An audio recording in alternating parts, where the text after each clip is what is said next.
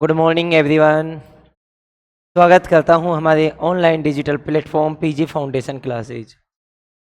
आज से हम बात करने वाले हैं चैप्टर नंबर 2 की 11th क्लास में, structure of atom. Chapter number 2, structure of atom. Name है इसका स्ट्रक्चर ऑफ एटम। हम इसकी बात करने वाले हैं। तो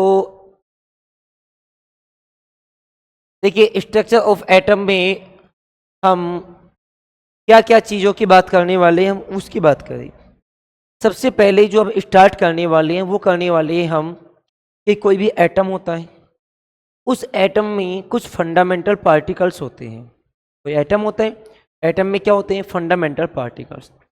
ये फंडामेंटल पार्टिकल्स क्या होते हैं, इनके बारे में हम बात करेंगे। उनकी डिस्कवरी देखी जाएगी। जैसे कोई न्यूक्लियस है, न्यूक्लियस में आपके इलेक्ट्रॉन और क्या होते हैं? प्रोटॉन। नाभिक में आपके इलेक्ट्रॉन और प्रोटॉन होते हैं। तो इलेक्ट्रॉन हो, नाभिक में प्रोटॉन और क्या होता है? न्यूट्रॉन। सॉरी, प्रोटॉन और क्या होता है? न्यूट्रॉन होता है। तो ये जो प्रोटॉन और न्यूट्रॉन है आपके, ये आपके फंडामेंटल पार्टिकल हैं। और न्यूक्लियस के अराउंड सर्कुलर पाथ में आपके जो इलेक्ट्रॉन मूवमेंट करते हैं वो आपका क्या है? वो भी फंडामेंटल पार्टिकल। तो आज हम जो बात करने वाले हैं वो करने वाले हैं फंडामेंटल पार्टिकल।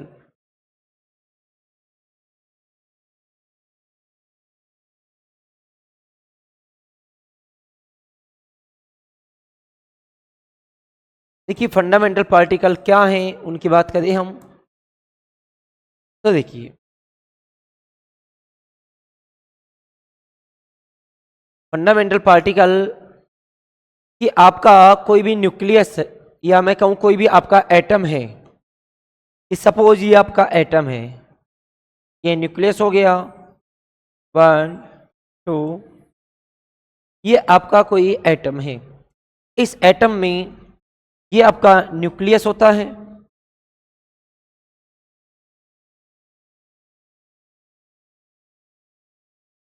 इसके अलावा ये जो होते हैं आपके, ये हैं आपके, ये आपके क्या हैं? सेल हैं, कक्षाएं हैं आपकी। आपका नाभिक हो गया, कक्षाएं होगी, न्यूक्लियस हो, सेल हो गए। न्यूक्लियस में आपके एक होता है आपका प्रोटॉन और एक होता है आपका न्यूट्रॉन। जो सेल्स की बात करें तो सेल में आपके क्या प्रेजेंट होते हैं? इलेक्ट्रॉन प्रेजेंट होते हैं। तो आपका जो प्रोटॉन है, न्यूट्रॉन है, इलेक्ट्रॉन है, ये आपके क्या कहलाते हैं? ये आपके फंडामेंटल पार्टिकल्स कहलाते हैं, इलेक्ट्रॉन, प्रोटॉन और न्यूट्रॉन। आज हम जो बात करने वाले हैं वो डिस्कवरी ऑफ इलेक्ट्रॉन की बात करते हैं कि इलेक्ट्रॉन की डिस्कवरी कैसे हुई। तो देखिए, आज का हमारा जो टॉपिक है वो है डिस्कवरी ऑफ इलेक्ट्रॉन।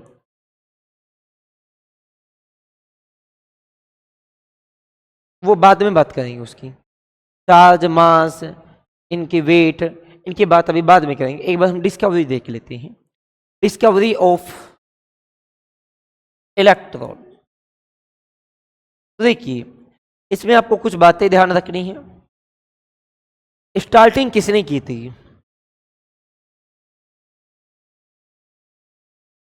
स्टार्टिंग की थी विलियम क्रुक्स ने।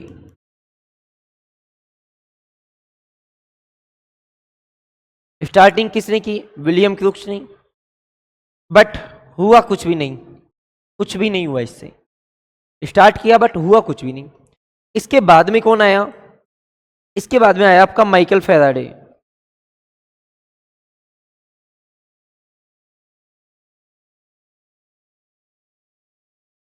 कौन आया आपका? माइकल फेराडे आया। जो माइकल फेराडे है, इस माइकल फेराडे ने एक एक्सपेरिमेंट किया आपका। वो एक्सपेरिमेंट क्या था आपका? Discharge tube experiment. क्या किया था इसने? एक्सपेरिमेंट किया था बेटा, डिस्चार्ज ट्यूब एक्सपेरिमेंट किया था। हमने क्या कहा? स्टार्टिंग में विलियम क्रुक्स ने कोशिश की थी, बट विलियम क्रुक्स से कुछ नहीं हुआ। फिर उसके बाद में जो माइकल फेराडे आया, उसने एक एक्सपेरिमेंट किया था, डिस्चार्ज ट्यूब एक्सपेरिमेंट। ये एक्सपेरिमेंट क्या है, इसके बारे में हम बात करें। तो देखिए एक्सपेरिमेंट क्या है,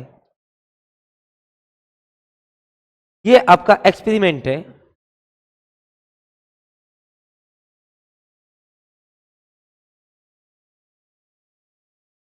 ये माइकल फेराडे का एक्सपेरिमेंट है। इस माइकल फेराडे ने क्या किया, हम उसकी बात करें तो देखिए, माइकल फेराडे ने एक डिस्चार्ज ट्यूब ली। क्या ली माइकल फेराडे ने, एक डिस्चार्ज ट्यूब ली।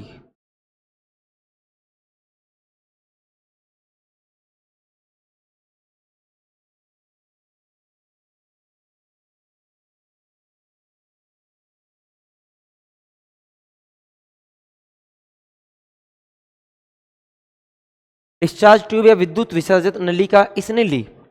इसने क्या किया, ये जो नली थी, इस नली को वैक्यूम पंप से वो किया। इसमें क्या ऐड किया इसने, इसमें वैक्यूम पंप इसने ऐड किया। ये वैक्यूम पंप है इसमें।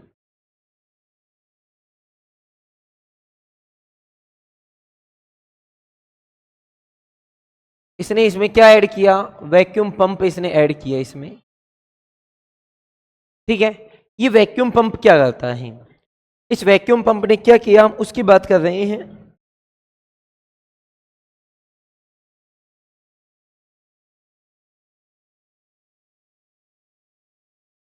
देखिए वैक्यूम पंप क्या करेगा कि जो ट्यूब है, ट्यूब के अंदर जो इनसाइड एयर है, उस एयर को क्या करेगा, वो बाहर निकालेगा। अब एयर बाहर निकलेगी तो इनसाइड प्रेशर क्या होगा,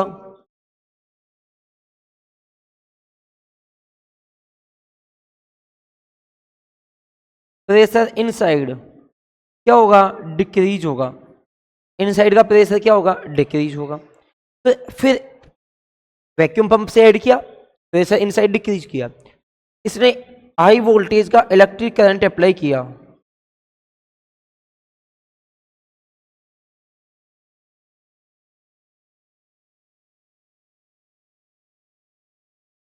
हाई वोल्टेज का इलेक्ट्रिक करंट अप्लाई किया। अब इसने क्या देखा, इसने ये जो एनोड था आपका, देखिए हम ये बात कर रहे हैं, ये आपका एक जो इलेक्ट्रोड है वो कैथोड हो गया, ये आपका एनोड हो गया। इसने ये जो कैथोड था, इस कैथोड में इसने बहुत सारे स्मॉल पोर्स लिए। इसने क्या लिए, इसने ये ऐसा था, ये कैथोड, आई मीन जो कैथोड था, उस कैथोड में बहुत सारे पोर थे, छिद्र थे। ठीक है ना, छिद्र थे, बिल्कुल आर पार निकल सकते थे इसमें से कुछ भी। तो इसने क्या देखा, इसने पहला एक काम और किया इसने, कि ये जो आपका एनोड था, इस एनोड के बैक साइड में, एनोड के बैक साइड में ये जो गिलास ट्यूब थी, इस गिलास ट्यूब पर एक इसने लेयर लगाई, एक कोट, मतलब इस पे लेयर लगाई, और वो लेयर किसकी लगाई इसने, जेडएनएस। जेडएनएस क्या होता है, जिंक सल्फाइड। और जिंक सल्फाइड एक फ्लोरोसेंट सब्सटेंस होता है, फ्लोरोसेंट या प्रतिदीप्त पदार्थ। फ्लोरोसेंट सब्सटेंस का मतलब क्या होता है कि जब भी इस पे कोई चार्ज पार्टिकल टकराता है, स्ट्राइक करता है, कोई भी चार्ज पार्टिकल स्ट्राइक करेगा, तो यहाँ पे ग्लो प्रोड्यूस होगी, स्पार्क प्रोड्यूस होगा। मैंने कहा वहन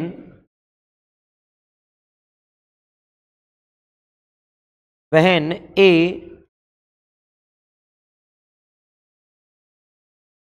charge particle strikes with ZnS, कि जब एक चार्ज पार्टिकल होता है, एक आवेशित कण होता है, जब वो जेडएनएस से टकराता है, जिंक सल्फाइड से स्ट्राइक करता है, देन ए ग्लो प्रोड्यूस, वहां पे क्या उत्पन्न होती है, एक चमक वहां पे उत्पन्न होती है, एक ग्लो प्रोड्यूस होती है, जिससे ये पता लगता है, वहां पे ये डिटेक्ट होता है कि यहाँ पर कोई चार्ज पार्टिकल टकराया है। अब देखिए आप, हुआ क्या कि जब इसने हाई वोल्टेज अप्लाई किया, हम बात कर रहे हैं, एक बार इसके बारे में हम बात कर ले, एक्सपेरिमेंट के बारे में बात करें कि Michael Faraday Michael Faraday took a discharge tube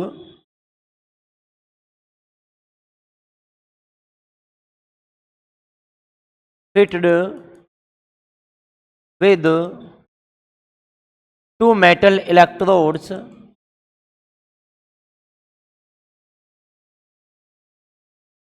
हमने क्या कहा कि माइकल फैराडे ने डिस्चार्ज ट्यूब ली, उसमें दो इलेक्ट्रोड थे, एक एनोड और एक cathode, and connect with A vacuum pump,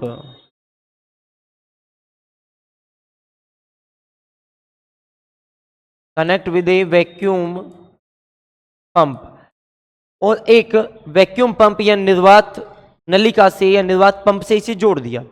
ये वैक्यूम पंप क्या करता है कि जो आपकी अंदर की एयर है, इनसाइड एयर है, उस एयर को बाहर वो करता है, और जैसे ही एयर को बाहर करेगा अंदर एयर की क्वांटिटी कम हो जाएगी, और क्वांटिटी कम हो जाएगी मतलब उसका प्रेशर भी क्या हो जाएगा, कम हो जाएगा। तो प्रेशर कम हो जाएगा। हाँ, he took a gas inside tube at low pressure,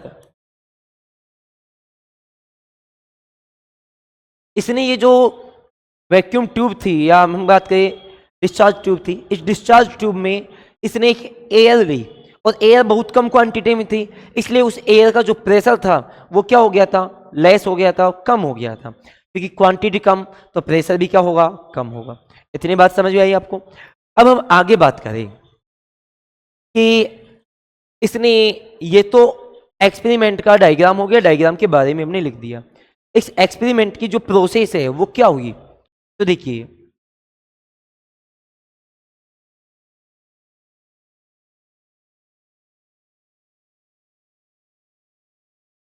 process क्या है। इसने जब इस पे हाई वोल्टेज अप्लाई किया, इसने क्या किया, हाई वोल्टेज अप्लाई किया, तो इसने देखा कि हमारा जो जिंक सल्फाइड है, हमारा क्या है, जिंक सल्फाइड, इस पे ग्रीन कलर की, इस पे कौन से कलर की, ग्रीन कलर की, इस पे ये ग्रीन कलर की चमक उत्पन्न हो रही है, ग्लो प्रोड्यूस हो रही है, ग्रीन कलर की क्या प्रोड्यूस हो रही है, ग्लो प्रोड्यूस हो रही है। अब इसने ग्रीन कलर की प्रोड्यूस देखी, तो इसने ये अनुमान लगाया, ये इसने सोचा, इमेजिन किया कि यहाँ पर कोई चार्ज पार्टिकल स्ट्राइक किया है, चार्ज पार्टिकल टकराया है। इसने एनोड कैसा लिया था, जिसमें बहुत सारे पोल्स थे, तो इसने कहा कि ये जो एनोड के जो छिद्र हैं, एनोड के जो पोर हैं, इन पोर में से कुछ पार्टिकल क्या हुए हैं, एक्रोस हुए हैं, बाहर निकले हैं, और उसने जिंक सल्फाइड पे वो टकराए हैं, स्ट्राइक किया उन्होंने, और स्ट्राइक करने पर क्या हुआ, वहां पे ग्लो प्रोड्यूस हुई। तो देखिए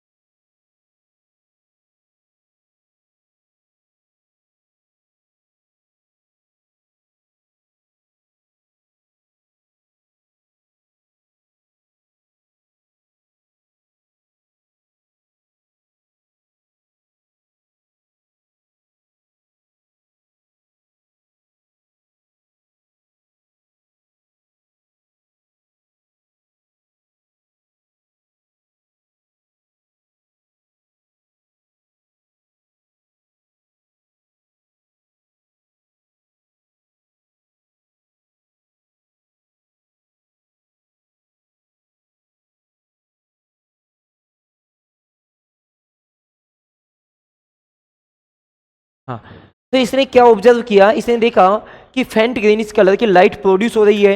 कहाँ पे प्रोड्यूस हो रही है वो? एनोड के बैक साइड में, एनोड के बैक साइड में प्रोड्यूस हो रही है, ठीक है ना। और एनोड के बैक साइड में प्रोड्यूस हुई, इतनी बात इसने की।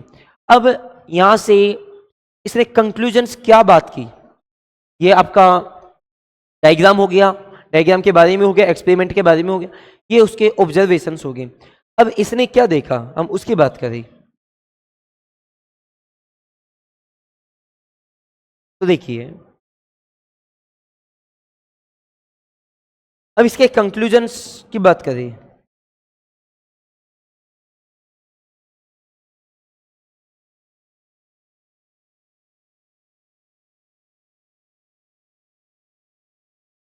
कंक्लूजन,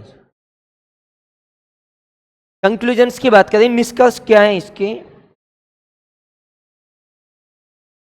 हम उसकी बात करें। तो देखिए आप, इसने कहा, हाँ कंक्लूजन परिणाम, रिजल्ट्स इसके क्या है, हम उसकी बात करें। तो इसने कहा कि एनोड के बैक साइड में ग्रीन कलर की लाइट प्रोड्यूस हो रही है।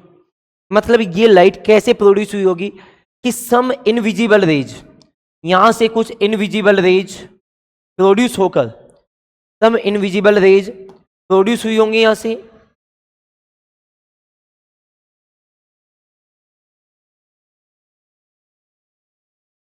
और ये जो कैथोड एनोड में आपके पोल्स थे, उन पोल्स से थ्रो आउट होकर के, पार निकल के एनोड के बैक साइड में जो आपका जेडएनएस है उस पर टकराया होगा और वहां पे ग्लो प्रोड्यूस की। तो इसने क्या कहा कि some invisible raise,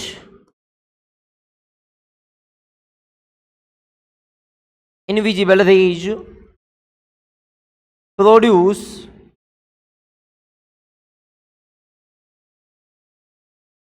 from cathode and move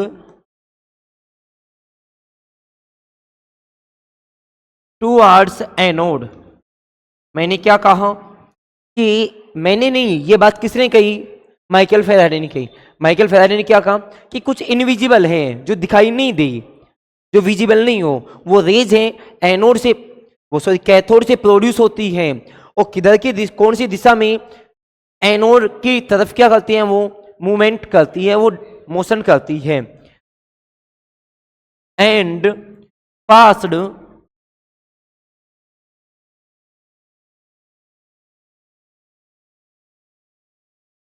passed through the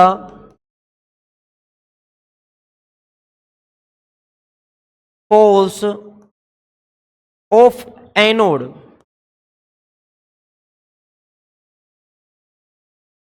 and strike with ZNS। इसने ये कंक्लूजन्स देखे कि some invisible rays produce from cathode and move towards anode, ये इसने देखा। तो ये माइकल फेराडे के एक्सपेरिमेंट की बात हो गई। अब इसने क्या कहा कि ये जो रेज हैं ये प्रोड्यूस कहां से हुई है, कैथोड से प्रोड्यूस हुई है, और कैथोड से प्रोड्यूस हुई है तो इनका जो नेम दिया, नॉमिनेशन किया, वो नॉमिनेशन किसका किया, इसने कहा कैथोड रेज। क्या कहा इन्हें, कैथोड रेज। देखिए,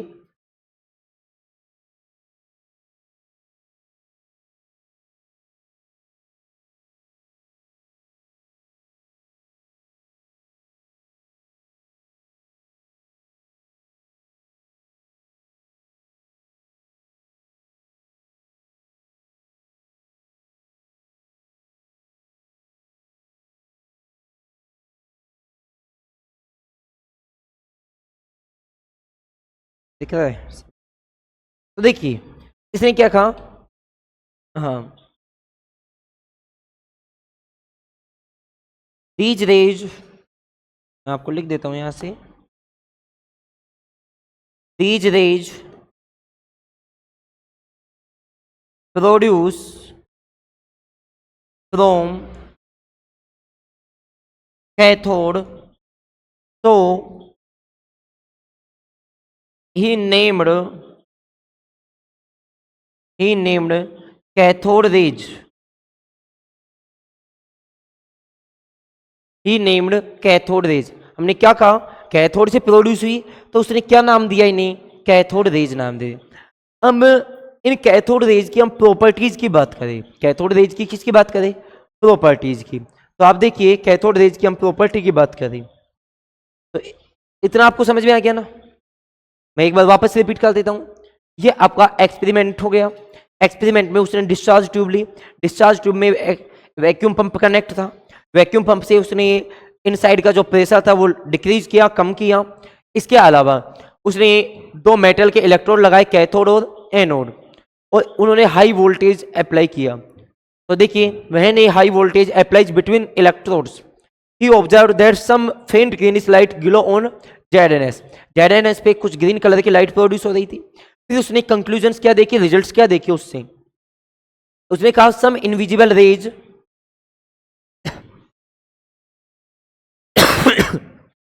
produce from cathode and move towards anode, मतलब वो कैथोड से प्रोड्यूस हुई और एनोड की टुवर्ड उन्होंने क्या किया, मूव किया।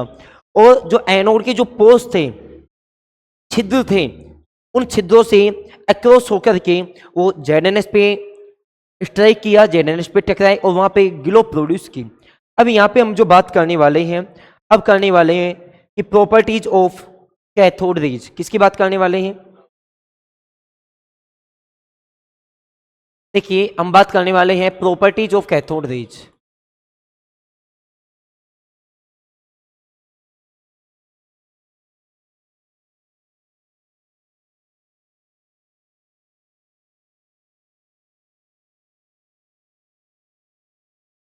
इसकी बात करने वाले हैं, थोड़ा समझना इसको ये क्या है। तो देखिए प्रॉपर्टीज ऑफ कैथोड रेज,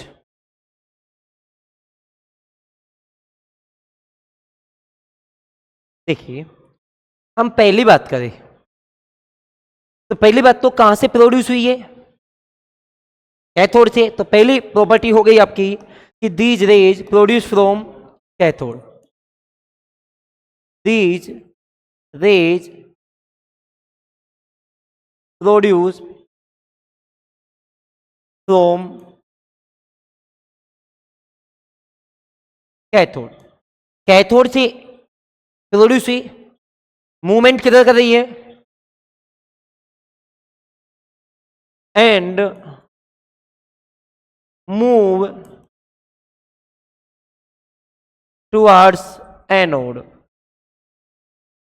पहली प्रॉपर्टी हो गई कि कैथोड से प्रोड्यूस हुई और एनोड की तरफ क्या किया, मूव किया।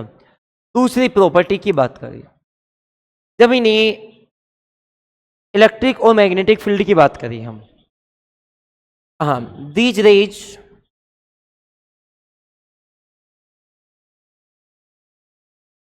Travel, these rays travel in straight line,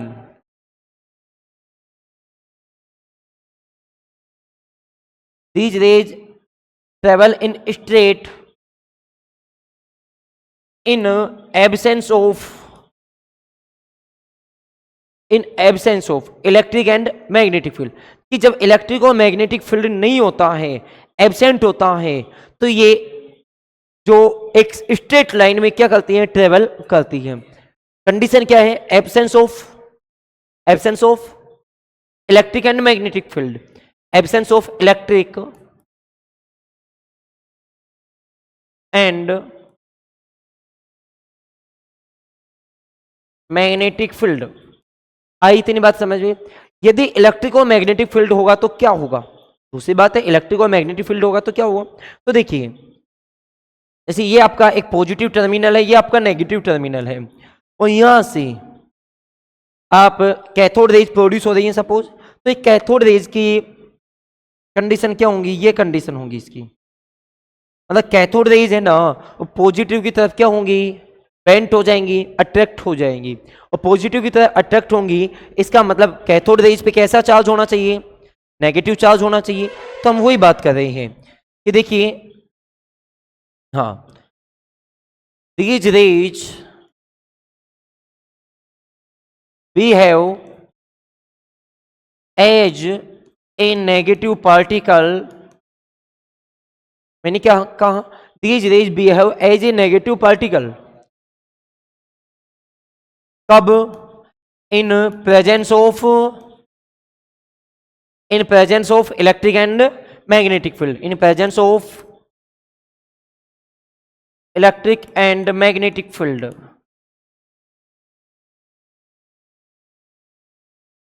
इतनी बात समझ में आई। नेक्स्ट प्रॉपर्टी की हम बात करें, अच्छी प्रॉपर्टी है। इसने क्या कहा कि सपोज ये एक डिस्चार्ज ट्यूब है आपकी, हमने क्या कहा कि ये आपकी एक डिस्चार्ज ट्यूब है,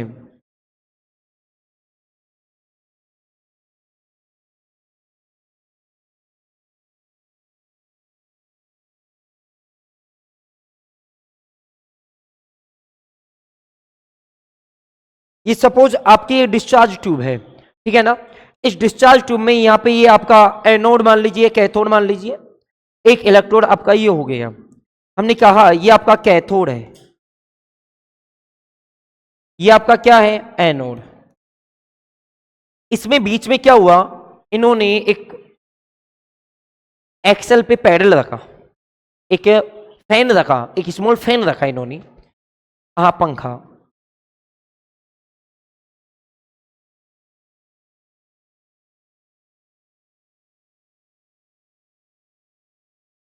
हाँ ट्यूब के अंदर।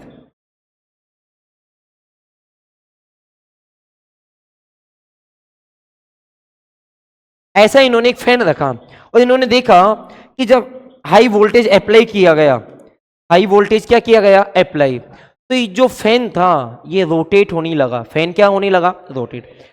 अब रोटेट होने लगा इसका मतलब क्या, जैसे भाई एक फैन रखा हुआ है, अपने रखा हुआ है सामने, हवा चलेगी तो फैन रोटेट करता है नहीं करता है, करता है।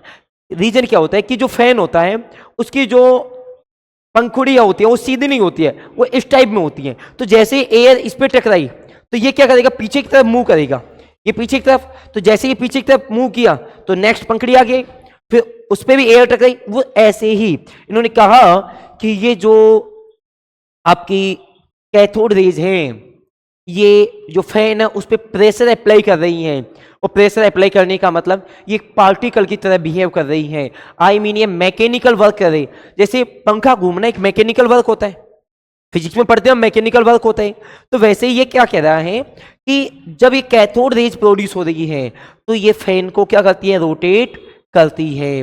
और रोटेट करने का मतलब है कि ये जो कैथोड रेज हैं इनमें मैकेनिकल वर्क होता है, मैकेनिकल एनर्जी होती है इनमें, ठीक है। तो नेक्स्ट प्रॉपर्टी क्या हो गई आपकी, देखिए,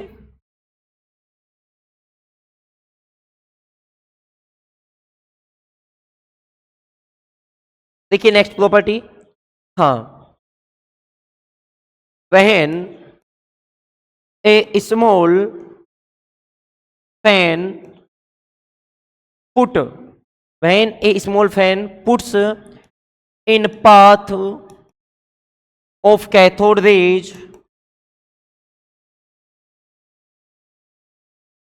fan begins to rotate।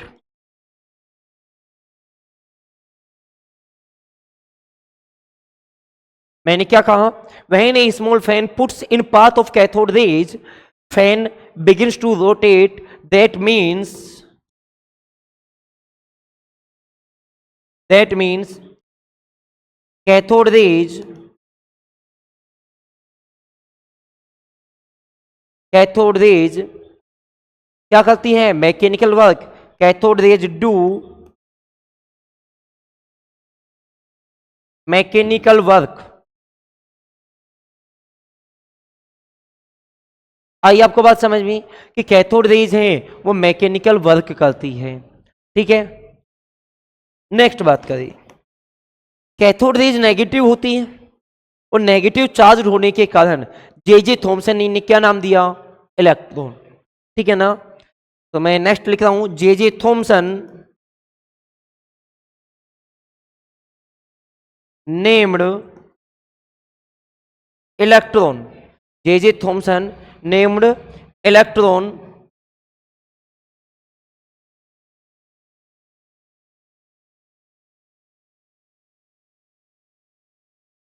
Due to negative charged, मैंने क्या कहा कि नेगेटिव चार्ज के रीजन से, नेगेटिव चार्ज होने के कारण जो आपका जे थॉमसन था, उस जे थॉमसन ने क्या किया, इसे क्या नाम दिया, इलेक्ट्रॉन नाम दिया। नेक्स्ट प्रॉपर्टी की बात करें तो नेक्स्ट प्रॉपर्टी क्या है, दो प्रॉपर्टी होती है, एक पेनिट्रेशन इफेक्ट होती है, पेनिट्रेशन पावर, और एक होती है आयोनाइजेशन पावर। तो मैंने क्या कहा, दीज रेज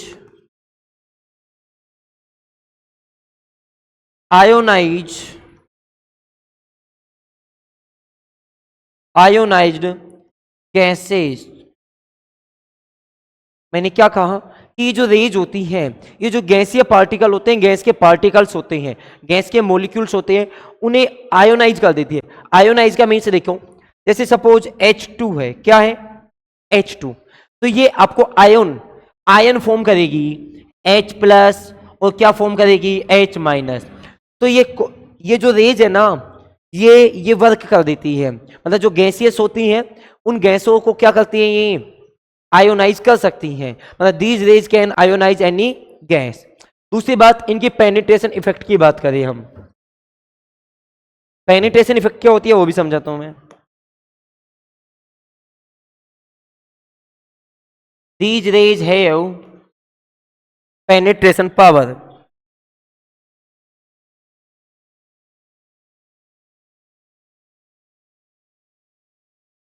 पेनिट्रेशन पावर का मतलब क्या है, जैसे ये आपकी कोई मेटल की स्मॉल फॉइल है, कोई मेटल की बहुत पतली पन्नी है, फॉइल है, उसके आर पार ये मूव कर सकती है। जैसे आपने एक्सरे देखा है, एक्सरे क्या करते हैं, हमारी जो मसल्स होती है, बोन्स को छोड़ करके जो मसल्स होते हैं उनके आर पार मूव करते हैं। तो ऐसे ही आपकी जो कैथोड रेज होती है उनमें भी कौन सी इफेक्ट पावर होती है, पेनिट्रेशन पावर, कि ये मेटल की स्मॉल फॉइल के एक्रोस क्या कर देते हैं, ये मूवमेंट कर लेते हैं। That means these rays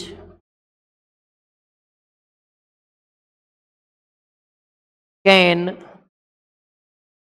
pass from a thin foil of metal, कि ये मेटल की स्मॉल फॉइल से या थिन फॉइल से क्या कर सकती हैं, ये मूवमेंट या पास हो सकती हैं।